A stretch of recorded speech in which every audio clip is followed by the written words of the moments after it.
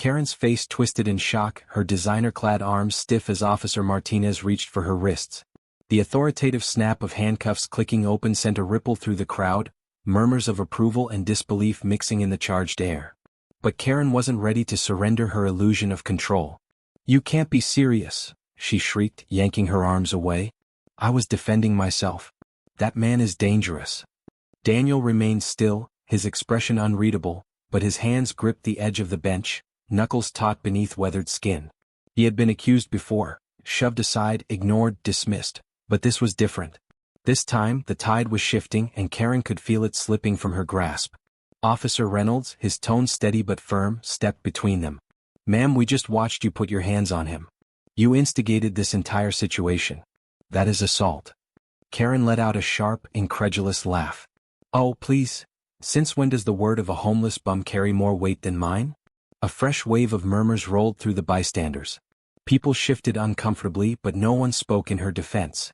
The mood had turned against her, and for the first time she was beginning to realize it. Lisa, phone still in hand, let out a low whistle. "Wow. You're really leaning into this villain arc, huh?" Karen snapped her glare toward Lisa. "Mind your own business." Lisa smirked. "Oh, but it is my business. See, I just uploaded the video of you lying to the cops and I gotta say, people really don't like a fraud." Karen's face blanched. Her perfectly painted lips parted, but no sound came out at first. Then she turned back to the officers, desperate to regain control. "This is a setup. They're all working together. This whole thing is some kind of scam." Officer Martinez exhaled sharply. "Ma'am, we don't make arrests based on conspiracy theories. We make them based on evidence." Karen wasn't listening. Her eyes darted around, searching for an ally in the crowd, but every familiar face had turned unfamiliar. Even those who might have sympathized with her before now held their phones up, recording, ensuring there would be no room for her version of events to override the truth. Then she made her final mistake. "I'll sue every last one of you," she hissed. "I'll have your jobs. I'll have this whole department under review. Do you have any idea who my husband is?" Officer Reynolds crossed his arms. "No, ma'am. But if he has any sense, he'll tell you to stop talking." Daniel finally moved, shifting to stand. His movements were slow, deliberate, as if testing whether this was truly happening. "You really tried to have me arrested for sitting on a bench." His voice was quiet, but there was something powerful in its steadiness. Karen sneered, but her bravado had cracks now. "You're in my neighborhood. You don't belong here." Daniel let the words hang in the air, unbothered. "I belong anywhere a person is allowed to sit and eat their lunch." Officer Martinez had heard enough. "Turn around, ma'am." Karen jerked backward. "This is insane. I am not a criminal. He is the problem, not me." But as she tried to back away, the unmistakable sound of approaching sirens filled the air again. Another patrol car pulled up and a third officer stepped out, this time a supervising sergeant. He took one look at Karen, red-faced and seething, then at Daniel, standing calm amid the storm. Officer Reynolds greeted him with a nod. "Sergeant, we've got a false police report and an assault charge." The sergeant took in the scene, then looked at Karen. "Is that so?" She puffed up, clinging to her last shred of superiority. "This is insanity. I was defending myself from a vagrant." The sergeant's gaze flickered toward Lisa, who held up her phone helpfully. "I got the whole thing on video. Want me to send it to you?" Karen paled again. "This isn't fair." The sergeant sighed. "Ma'am, we take false reports very seriously. You're lucky we don't press charges for wasting police resources, but assault? That's another story." Karen shook her head violently, her perfect bob bouncing. No, you can't do this. I know my rights." The sergeant nodded. "Good. Then you know resisting will only make it worse." A final beat of hesitation. Then Karen did something unexpected. She looked at Daniel. Really looked at him, not just as an inconvenience, not as a nuisance, but as a person. And in his eyes she saw something terrifying. Not anger. Not smugness. Indifference. Because in that moment she didn't matter to him. And that, more than the handcuffs, more than the cameras, was what truly shattered her. The moment stretched until Officer Martinez stepped forward and took her wrist. The cold bite of metal clicked shut around her skin. The crowd didn't cheer, didn't jeer. They just watched. And Karen, for the first time in a long time, had nothing to say. The park basked in the warm afternoon glow, a quiet haven amid the hum of the city. Sunlight filtered through the oak trees, dappling the pavement in shifting patterns as children laughed near the swings. The scent of freshly cut grass and blooming jasmine drifted on the breeze, blending with the distant melody of an ice cream truck's chime. It was a peaceful, ordinary day, until it wasn't. Daniel sat on a worn wooden bench near the fountain, unwrapping a sandwich he had received from a kind stranger earlier that morning. He was a quiet man, deliberate in his movements, careful not to draw attention. His gray hoodie, faded and frayed at the edges, hung loosely over his thin frame. He took small bites, savoring each one, his weathered hand steady despite the sharp chill of the air. Then came the sharp clack of heels against pavement, rhythmic, purposeful, an intrusion. "Excuse me," a voice cut through the air, clipped and dripping with disdain. "You can't just sit here like some vagrant." Daniel barely had time to swallow before looking up. A woman stood before him, arms crossed, her mouth twisted in disgust. Her blonde bob was sculpted into perfection, not a strand out of place. A pristine white blazer hugged her figure, and a diamond-studded watch glinted on her wrist. Everything about her exuded control, except for the flicker of impatience tightening her expression. He cleared his throat, his voice steady but cautious. "I'm not bothering anyone," she scoffed. "That's not the point. This is a family park. People pay good money to live in this neighborhood and we don't need," she gestured vaguely at him, wrinkling her nose, this ruining the atmosphere. Daniel glanced around. A jogger passed without sparing them a glance. A woman pushed a stroller nearby, too engaged in a phone call to notice. No one seemed the least bit disturbed by his presence except for her. "I'm just eating my lunch." She took a step closer, voice dropping to a conspiratorial whisper. "I'm warning you. I'll give you one chance to leave before I have to call the authorities." Daniel exhaled through his nose, forcing himself to remain calm. He had been through this before, different words, different places, same entitlement. "I have as much right to be here as anyone else." Her lips pursed into a thin line. "Fine. Have it your way." With exaggerated flair, she pulled out her phone, manicured nails tapping the screen. Her voice shifted, adopting a tremor as she spoke. "Yes, hello? I'm at Willow Park and there's a man here who's making me feel unsafe. Yes, I think he's dangerous. He's acting aggressive." She let out a dramatic breath, her free hand clutching her chest. "Please hurry." Daniel felt his stomach tighten. He had done nothing wrong, but that never seemed to matter in situations like these. He had seen the way fear, even false fear, could turn into real consequences. He considered leaving, walking away before the situation escalated. But why should he have to? Minutes passed. Then came the distant wail of a police siren. A patrol car pulled up at the park entrance, 2 officers stepping out. The woman straightened, her expression smoothing into one of practiced distress as the officers approached. She turned to them, voice thick with fabricated worry. "Oh, thank God you're here. That man," she pointed an accusatory finger at Daniel, "has been harassing me. He's been following me, saying awful things." Officer Reynolds, a broad-shouldered man in his early 40s, exchanged a glance with his partner, Officer Martinez, a younger woman with sharp eyes that missed nothing. Reynolds turned to Daniel, his tone firm but neutral. "Sir, can you explain what's going on?" Daniel met his gaze, keeping his posture relaxed. "I was sitting here eating my lunch. That's all." "That's a lie," the woman interrupted, her voice rising. "He was aggressive. I have video evidence." Officer Martinez folded her arms. "All right, let's see it." The woman blinked, thrown off by the request. "Well, I didn't think to record it at the time, but I swear he was making threats." A few bystanders had stopped to watch, murmurs spreading.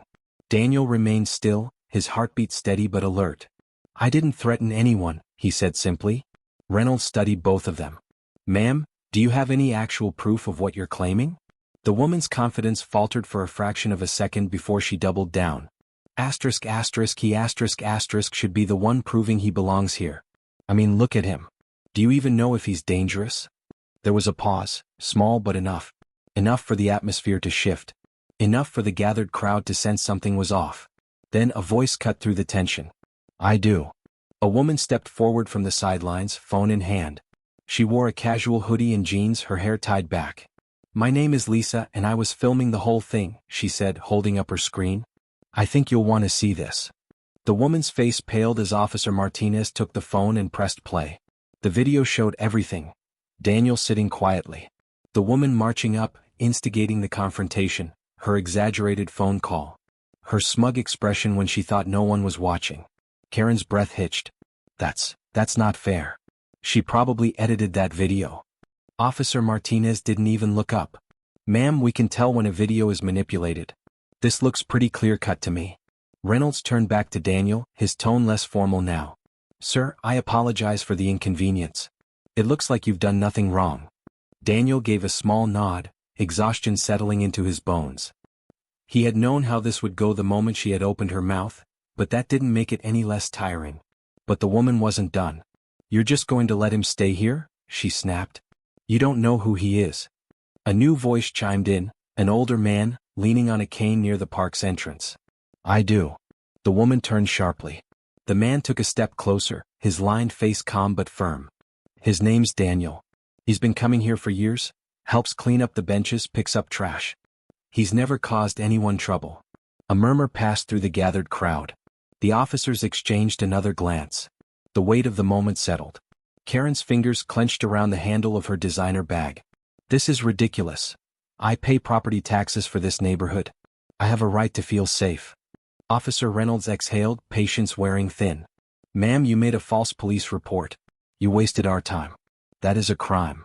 The woman's mouth opened. Close. And then, in a final act of desperation, she did the worst possible thing she could have. She shoved Daniel. Gasps rippled through the onlookers. The air cracked with tension. Officer Martinez reacted instantly. Asterisk, that's assault. Asterisk, ma'am, put your hands behind your back. The woman's face drained of color. Wait, what? You can't be serious. The officer reached for her handcuffs. Daniel, for the first time that day, felt something shift. The tide had turned. The world seemed to shrink around Karen as the cold steel of the handcuffs settled against her wrists. Her breath hitched, the weight of the moment finally crashing down on her. The murmurs of the crowd felt deafening, each whisper carving into her carefully maintained image like a chisel against stone. She had built a life around control, commanding rooms with sharp words and sharper glares, making people listen. But now, no one was listening. Officer Martinez tightened the cuffs just enough to remind Karen there was no slipping away from this. Ma'am, I'm placing you under arrest for assault. The words landed like a slap. Karen's mouth opened but no sound came out. A hand on her shoulder, not rough but firm, guided her forward, the weight of 1,000 unseen eyes pressing into her back. Wait, she croaked, voice raw with disbelief. You can't actually do this. You have the right to remain silent, Officer Martinez interrupted, her voice professional, impassive. Karen sputtered, twisting against the grip on her arm. Oh, come on, this is insane. He's a nobody. A sharp inhale passed through the crowd, the kind of collective breath people take before a storm strikes. Daniel stood still, hands in his pockets, his face unreadable. He had been invisible to people like her for so long, another ghost on the edges of society. But today, in this moment, she was the one being dragged away while he stood firm. Lisa let out a low chuckle, shaking her head. And that right there is why you're in cuffs, Karen? The officers led her toward the waiting patrol car, but Karen dug in her heels, her body jerking in protest. No, I want to speak to someone else. Someone in charge. Officer Reynolds sighed. Ma'am, you're talking to us. No, this isn't. Her eyes darted wildly, desperation creeping into her voice. You don't understand. My husband, he's a lawyer. A good one. He'll destroy you for this. A flicker of something close to amusement crossed the sergeant's face. Then I'd suggest you call him. From the station. The reality of her situation finally began to seep in. Karen swallowed hard, eyes scanning the faces around her. The judgment was palpable, pressing against her from every direction. The same neighborhood she had claimed as her own was now watching her fall. Lisa was still recording, smirking behind the glow of her phone screen. You're gonna be famous, Karen? Karen's head snapped toward her, venom dripping from every syllable. You think this is funny? You think I deserve this? Lisa tilted her head. Oh, 100%. Karen's face burned. Her gaze flicked to Daniel, who still hadn't spoken. He wasn't gloating, wasn't sneering, wasn't even looking at her with anger. Just quiet observation, as if she were nothing more than a puzzle with missing pieces. Something in her snapped. This is your fault, she spat at him. You should have just left. Daniel finally met her eyes, and for the first time he smiled. Not wide, not smug, just a small knowing curve of the lips. I didn't have to do anything, he said quietly. You did this to yourself. The words stung. Not because they were cruel but because they were true. The sergeant motioned toward the car. All right, let's wrap this up. As the officers guided her inside, Karen's struggles weakened. She wasn't winning this one. The car door slammed shut, and for the first time, silence swallowed the park. The tension stretched taut for too long snapped. A slow clap broke the hush. Lisa, grinning, tucked her phone away. Phew. That was satisfying. The gathered crowd began dispersing, murmuring in low voices, some shaking their heads, others laughing under their breath. Daniel stayed seated, hands resting on his knees, watching as the patrol car pulled away, its red and blue lights flashing against the setting sun. A presence settled beside him. The elderly man with the cane, Mr. Thompson. He exhaled, his breath whistling between his teeth. That was something. Daniel gave a quiet chuckle. Yeah, it was.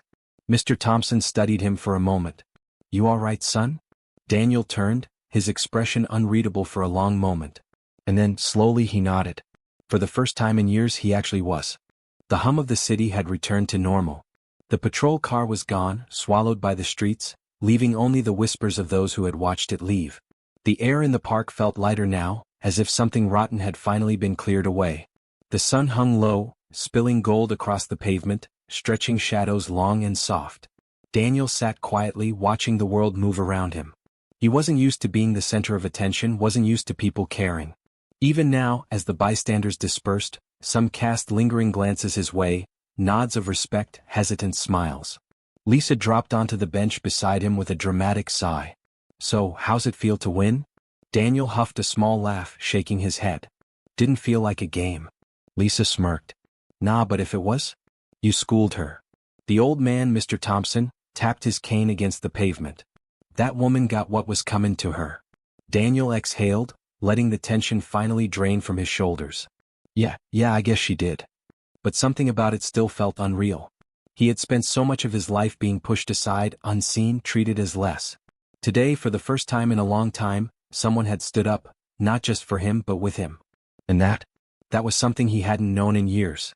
Lisa stretched, checking her phone. So, you've gone kind of viral. Daniel raised an eyebrow. What? She flipped the screen toward him. Hundreds of thousands of views. The video of Karen's meltdown had spread like wildfire. The comments scrolled fast, people calling her Park Karen, demanding justice, laughing at her arrogance. Others were asking about him, wondering who he was, if he was okay. His throat tightened. Lisa nudged him lightly. Hey, you good? He took a deep breath. Just, not used to people caring. She studied him for a moment, then grinned. Well, get used to it. A chime interrupted them. Lisa glanced at her screen again, eyes widening. Oh, dude, someone started a GoFundMe for you. Daniel blinked. Hey, what? She turned the phone back to him, tapping the page. Yep. Help Daniel get back on his feet. Started like 20 minutes ago. It's already at $5,000. His breath caught. $5,000? For him? He stared at the screen, unable to process it. People were donating, strangers, People who had never met him, who didn't know his story, were sending money just because they thought he deserved better. Lisa laughed. Man, I love the internet. Mr. Thompson chuckled. About time someone gave you a break, son. Daniel swallowed hard. He had spent so long surviving day by day, never thinking further than the next meal, the next safe place to sleep. Now there was a future in front of him, clear as day. Lisa nudged him again. So, what are you gonna do with it? Daniel hesitated, emotions tangling in his chest. Then, for the first time in a long time, he allowed himself to hope. Start over, he said simply. Find a place. Maybe even a job. Lisa grinned. Hell yeah. About time. For the first time since the ordeal began, Daniel let himself smile. A real one, deep and unguarded. And in that moment, sitting on the same bench where the whole mess started, he realized something. He won. Not just against Karen. Against everything.